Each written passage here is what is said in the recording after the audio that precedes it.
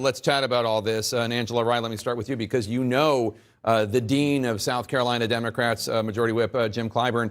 How important is it for Joe Biden that Clyburn has endorsed him right before the South Carolina primary? Well, first, I think we have to look at the timing.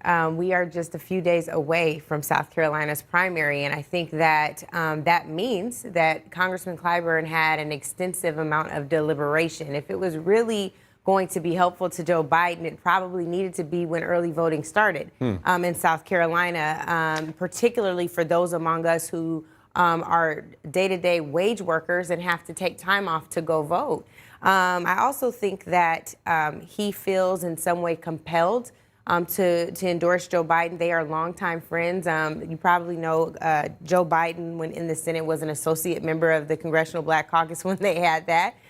So he's a long-term friend, political friend and ally of Congressman Clyburn. So it's almost like he kind of owed him. I don't know how helpful this will be. There are a number of people, particularly the younger folks, who feel like they need someone who's speaking to their issues. And just to tell you how much of a divide this particular election has caused, we can look in Congressman Clyburn's own family. His grandson is knocking on doors right now for Pete Buttigieg. For Pete Buttigieg, absolutely. Interesting. And it's not no laughing matter. That's no. I'm saying no. You know, it's, but I'm just saying it is that kind of primary. Yeah, no. There's more of an age gap in the Democratic electorate than any other.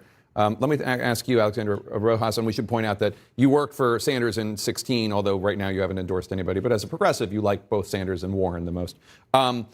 Do you think that if Joe Biden doesn't win South Carolina, that's it for him, practically speaking?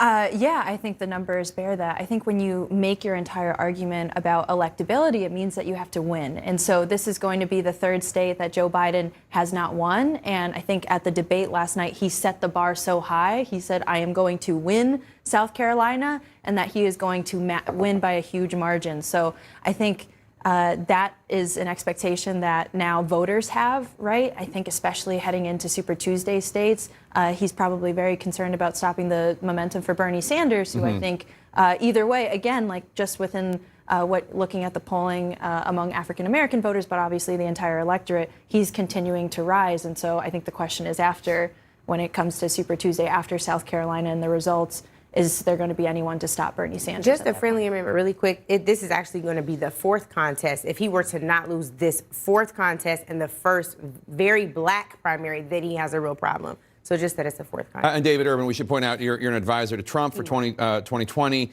It seemed a while ago, before Ukraine scandal and impeachment and everything, that the president was most worried about Joe Biden. Do you think that Biden still is the biggest threat to his reelection? Listen, I mean, you look at the hundreds of millions of dollars that Michael Bloomberg has spent to date. Obviously, you can't discount that. It doesn't seem to be moving the needle much. I am more concerned about the durable coalition that Bernie Sanders has built, that is continuing to grow, that is continuing to rake in money and to spread all across America. It's like the flip side of the Trump coin is the Sanders coin, right? Folks will wait in line in the snow and rain that'll fill a stadium. That'll show up no matter what the weather's like. There's a real passion and enthusiasm for Bernie Sanders. I mean, Pete Buttigieg has some energy as well, but I think that the Sanders coalition is pretty energized. And so, those are the two folks who are asking me who are the most problemsome. Bloomberg because of his money, and Bernie because of his passion. I think Sanders has the possibility to create a new coalition. And I don't think the old rules apply anymore. You know, we think about politics in this traditional way, sort of, well, you need someone who's more centrist, you need someone who appeals to this population or that. It's clear Bernie Sanders appeals to some people and appeals in a very significant way. He's going to be able to motivate potentially younger voters. Now, I know we never like to rely on younger voters. If you're a political operative, you say that's fool's gold. But the reality is there is something there in the same way there was for Donald Trump with certain populations in the Midwest, people who felt aggrieved, people who felt the establishment was not working for them.